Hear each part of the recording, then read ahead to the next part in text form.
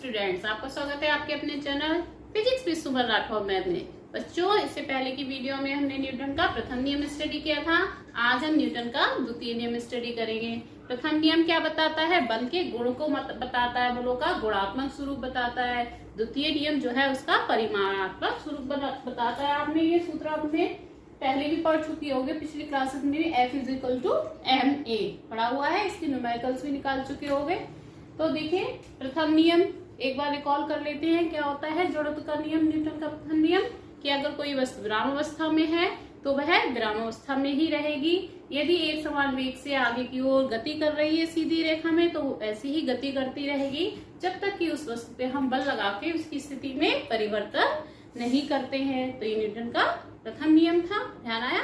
अब द्वितीय नियम स्टडी करेंगे। चलो आइए स्टार्ट करते हैं अपनी वीडियो। चैनल पे अगर आप नए हैं तो चैनल को सब्सक्राइब जरूर कर लीजिएगा, ठीक है।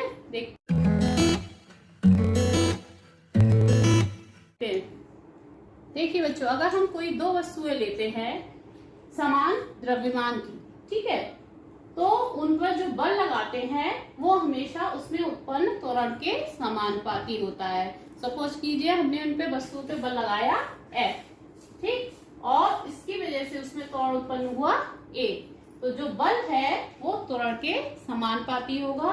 कंडीशन क्या है कि जो द्रव्यमान है वस्तु का वो m जो है उसको क्या रखें हम? नियत रखें। द्रव्यमान कैसा रखें? कांस्टेंट रहे। द्रव्यमान चेंज नहीं करें तो वस्तुओं पे हम जितना भी बल लगाएंगे वो उसमें उत्पन्न त्वरण के समानुपाती होगा। कम बल लगाएंगे कम त्वरण उत्पन्न होगा, ज्यादा बल लगाएंगे तो ज्यादा बल उत्पन्न होगा। और यदि हम दो भिन्न भिन्न द्रव्यमान की वस्तुएं लें, वस्तुओं का द्रव्यमान जो है अलग अलग हो, कोई m1 है तो कोई m2 है, तो उसमें अगर हमें त्वरण समान उत्पन्न करना है, एक जैसा त्वरण, उस समय जो हम उनका बल लगाएंगे वो उनके द्रव्यमानों के समानुपाती होगा। मतलब अगर हमने उस पे F बल लगाया है तो वो किसके समानुपाती होगा? वस्तु के द्रव्यमान m के। कब? जब जो है A का मान कैसा हो? नियत हो, यानी कि कांस्टेंट हो। अगर A को कांस्टेंट रखेंगे तो F जो है वो m के समानुपाती होगा, और अगर m कांस्टेंट रखेंगे F जो है A के समानुपाती होगा। यानी A का मान ज्यादा, F का मान ज्यादा, A त्वरण का मान कम तो बल का मान कम। इसी तरह से अगर द्रव्यमान वस्तु का ज्यादा है तो ज्यादा बल होगा, और अगर द्रव्यमान कम है तो कम बल। ठीक, इसको हम इक्वेशन 1 मान लेते हैं, तो इसको इक्वेशन 2 मान लेते हैं। तो इक्वेशन 1 और 2 से समीकरण जो है 1 और 2 को हम कंबाइन कर देते हैं तो हमें क्या मिल जाता है? F समानुपाती m इंटू A। समानुपाती का निशान हटाएंगे, उसकी जगह हम एक कांस्टेंट लगा देते हैं K, तो F is equal to K m A। यदि हम F, M और A के जो मात्रक हैं इस तरह से लें कि जो है K बराबर क्या हो? 1 हो, तब क्या हो जाएगा? F बराबर ma। ये न्यूटन का द्वितीय नियम कहलाता है। बल जो है किसी वस्तु पे आरोपित बल वस्तु के द्रव्यमान और उसमें उत्पन्न त्वरण के गुणनफल के बराबर होता है। किसके बराबर होता है? वस्तु के द्रव्यमान और उसमें उत्पन्न त्वरण के गुणनफल के बराबर होता है। बल का मात्रक क्या होता है? न्यूटन होता है, पहले ही बता चुके हैं। एमजीएस पद्धति में न्यूटन, सीजीएस पद्धति में जाइन होता है। और इसको हम अगर सदिश रूप में लिखेंगे तो कैसे लिखेंगे? F जो है सदिश राशि है, बल त्वरण जो है वो सदिश राशि है, द्रव्यमान अदिश है, तो इसको हम सदिश रूप में इस तरह से लिखेंगे F vector is equal to m into A vector. ठीक, अब देखिए इसमें m क्या है? द्रव्यमान है, A क्या है? त्वरण है। अब देखिए त्वरण क्या होता है? त्वरण की परिभाषा याद होगी, पिछली क्लास में पढ़ी होगी। त्वरण क्या होता है? वेग परिवर्तन की दर को त्वरण कहते हैं। अगर किसी वस्तु का वेग u है और बढ़कर t समय में v हो जाए तो v minus u upon t क्या हो जाता है? वेग परिवर्तन की दर त्वरण हो जाती है। ठीक, तो हम देखिए यहाँ लिखते हैं a की वैल्यू जो है इसमें लगाएंगे F बराबर m a में, तो a बराबर क्या लिखेंगे? Delta v upon delta t। अगर डेल्टा टी टाइम में किसी वस्तु का वेग जो है, वेग में परिवर्तन कितना हो जाए, डेल्टा वी। तो ए त्वरण ए बराबर क्या हो जाएगा, डेल्टा वी बटे डेल्टा टी, यानी वेग में परिवर्तन बटे समय अंतराल। यदि वस्तु का प्रारंभिक वेग कितना हो, u हो, और डेल्टा टी समय में वेग बढ़कर कितना हो जाए, डेल्टा टी समय बाद वेग कितना हो जाए, v, वेग v हो, तो a बराबर क्या हो जाएगा, डेल्टा v बटे डेल्टा टी, और डेल्टा v की जगह हम क्या लिख देंगे, v माइनस u बटे डेल्टा टी। प्रारंभिक अंतिम वेग माइनस प्रारंभिक वेग बटे समय अंतराल। तो ये त्वरण a हो जाएगा। a का मान अगर हम इसमें रख दे F बराबर ma में, ठीक, तो हमें क्या मिलेगा, देखिए a का मान जो है इसमें रख देंगे तो हमें क्या मिलेगा, क्योंकि F बराबर, ये हमने निकाल लिया सूत्र, F बराबर क्या, m a, और m को ऐसे रहने दिया, a का मान ये वाला रख दिया, क्या है ये, v माइनस u बटे डेल्टा t, ठीक है। a का मान क्या रख दिया, v माइनस u बटे डेल्टा t।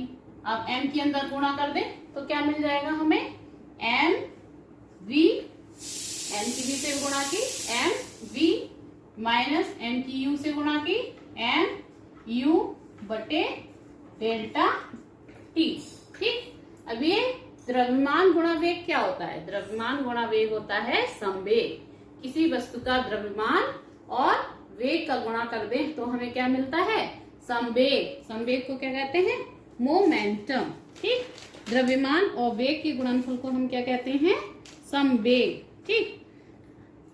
तो संवेग को किस अक्षर से लिखते हैं, P से। किससे लिखते हैं, P से। तो ये अंतिम संवेग और ये प्रारंभिक संवेग है ना, यानी कि P2 माइनस P1। अगर किसी वस्तु का प्रारंभिक संवेग P1 है, डेल्टा टी टाइम बाद संवेग उसका बढ़ के P2 हो जाता है, तो क्या लिखेंगे हम, F बराबर P2 माइनस P1 बटे delta T. P2 minus P1 को हम क्या लिख सकते हैं, डेल्टा PV लिख सकते हैं। क्या लिख सकते हैं, डेल्टा T। तो यहां से बल का सूत्र क्या मिल गया, F बराबर डेल्टा P बटे डेल्टा T, यानी कि संवेग परिवर्तन की दर को हम क्या कहते हैं, बल कहते हैं। संवेग परिवर्तन की दर को हम बल कहते हैं। ये जो है न्यूटन के द्वितीय समीकरण का व्यापक रूप है ना, ये जो है व्यापक रूप है ये वाला। वैसे F बराबर ma होता है और F बराबर ma से हमने निकाला क्या, F is equal to delta P upon delta T। तो दो फार्मूले आपके मिल गए बल के, F is equal to ma और F is equal to delta P upon delta T।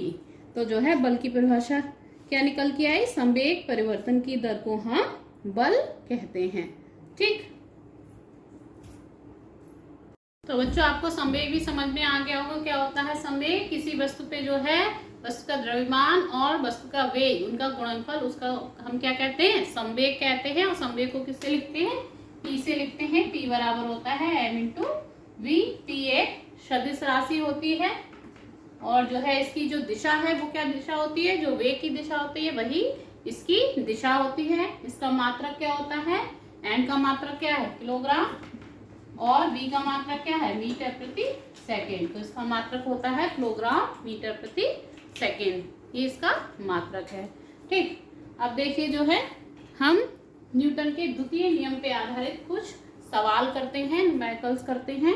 तो न्यूटन के नियम का फॉर्मूलोज का कैसे यूज करना है वो आप इससे अच्छे से सीख जाएंगे, ठीक है। 3 किलोग्राम द्रव्यमान के किसी पिंड पे आरोपित कोई बल 25 सेकंड में उसकी चाल 2 मीटर प्रति सेकंड से 3.5 है ना 3.5 मीटर प्रति सेकंड कर देता है। आरोपित बल की गणना करनी है, ठीक है। तो न्यूमेरिकल सॉल्व करते समय सबसे पहले क्या ध्यान रखना है, क्वेश्चन को 2-3 बार पढ़ना है। क्वेश्चन में जो जो राशियां दी हुई हैं उनको एक जगह पे राइट डाउन कर लेना है, फिर उसमें हमें देखना है हमें कौन सा फॉर्मूला लगाना है। तो देखिए क्वेश्चन में क्या क्या दिया हुआ है। इसमें गिवन है 3 किलोग्राम द्रव्यमान। द्रव्यमान को किससे हम लिखते हैं, m से। m का मान कितना दिया हुआ है, 3 किलोग्राम। और क्या दिया है, कोई बल जो है 25 सेकेंड में, समय दिया हुआ है, समय कितना है, t का मान 25 सेकेंड दिया हुआ है, ठीक। और चाल 2 मीटर प्रति सेकेंड से 3.5 मीटर प्रति सेकेंड हो जाती है। इसका मतलब क्या है, प्रारंभिक चाल कितनी है उसकी, प्रारंभिक चाल है यानी कि u, प्रारंभिक वेग कितना है, 2 मीटर प्रति सेकेंड। कितना है, 2 मीटर प्रति सेकेंड। बढ़कर कितना हो गया है, अंतिम वेग v 3.5 मीटर प्रति सेकेंड, ठीक। तो इतनी चीजें इसमें दी हुई हैं। पूछा क्या है, आरोपित बल F का मान पूछा है, ठीक। अब देखिए इसमें कौन सा फॉर्मूला लगेगा। m दिया है, t दिया है, u दिया है, v दिया है, f दिया है। f पूछा है, f बराबर क्या होता है, ma, न्यूटन का द्वितीय नियम। बल किसी वस्तु पर लगाया गया बल वस्तु के द्रव्यमान और उसमें उत्पन्न त्वरण के गुणनफल के बराबर होता है, यानी f बराबर क्या होता है, ma। अब देखिए m का मान तो इसमें दिया हुआ है, लेकिन a यानी त्वरण का मान इसमें नहीं दिया है, तो त्वरण का मान हमें पहले निकालना होगा। और दिया, और क्या क्या दिया है, t दिया है, u दिया है और v दिया है। इन तीनों को देखिए, u, v और t, कुछ समझ में आ रहा है कौन सा फॉर्मूला लगेगा, इसमें लगेगा गति की समीकरण। गति की समीकरण तीनों जो है याद है, बहुत इंपॉर्टेंट है। कौन कौन सी, पहली है v बराबर u प्लस ए टी, दूसरी है u बराबर s बराबर u T plus half A T square, और तीसरी है v स्क्वायर बराबर u स्क्वायर प्लस 2as, ठीक। तो अगर u, v और t दी होती है तो गति की प्रथम समीकरण लगती है। तो इसमें गति की प्रथम समीकरण लगा देते हैं। गति की प्रथम समीकरण,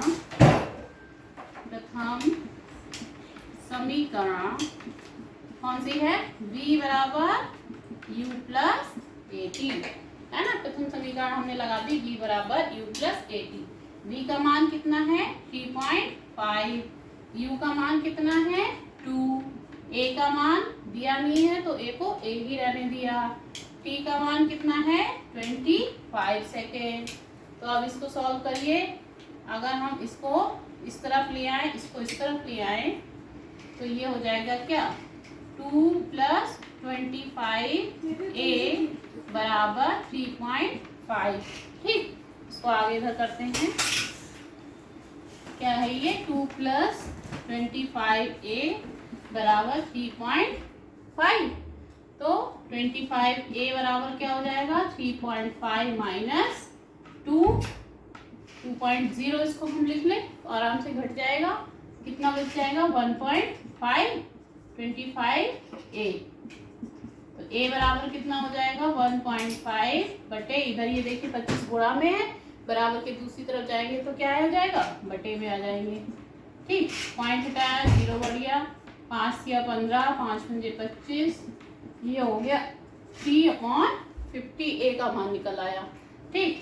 अब चूंकि f बराबर क्या होता है, m इंटू a, गति का द्वितीय समीकरण, f बराबर ma, तो m का मान कितना दिया हुआ है, 3 दिया है, a का मान कितना निकाला, 3/50 निकाला, तो 3 क्या हो जाएगा, 9/50, कितना हो जाएगा, f का मान 9/50 हो जाएगा।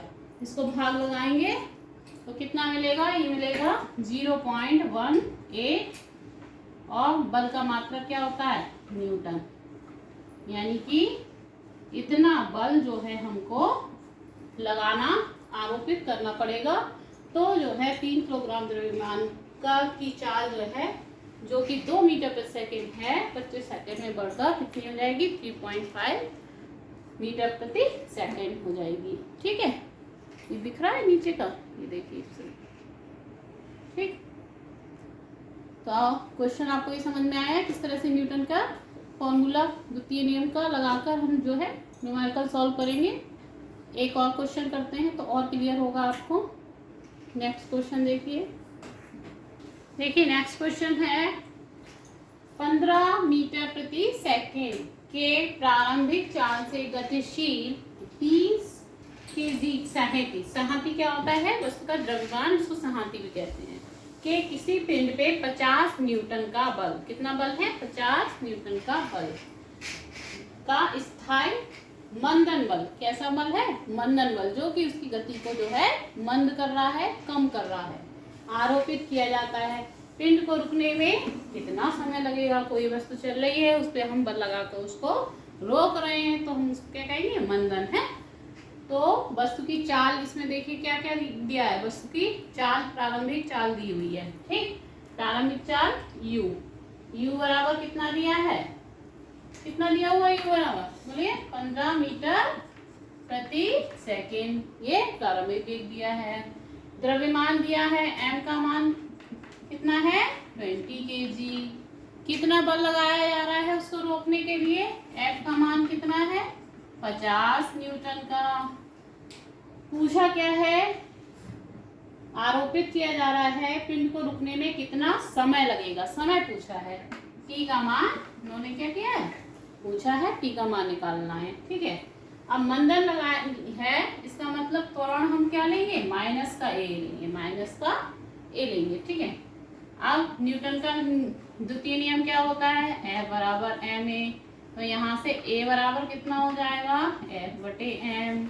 F का मान कितना दिया है, 50, m का मान कितना दिया है, 20, यानी कि 50 बटे 20, ठीक है। a का मान कितना निकला, 50 बटे 20। अब निकालना क्या है, t निकालना है। अब देखिए वस्तु में मंदन हो रहा है, तो वस्तु रुक रही है, यानी अंतिम वेग उसका कितना हो जा रहा है, 0 हो जा रहा है, यानी कि v का मान इसमें क्या हो जाएगा, 0। तो v दिया है, u दिया है, t पूछा है ना। तो इसमें हम कौन सी समीकरण लगा देंगे, गति की प्रथम समीकरण, गति की प्रथम समीकरण कौन सी होती है, v बराबर u प्लस at। इससे जो है क्या होगा, v की जगह कितना रखेंगे हम, 0, u का मान कितना है, 15, a का मान कितना है, 50 बटे 20।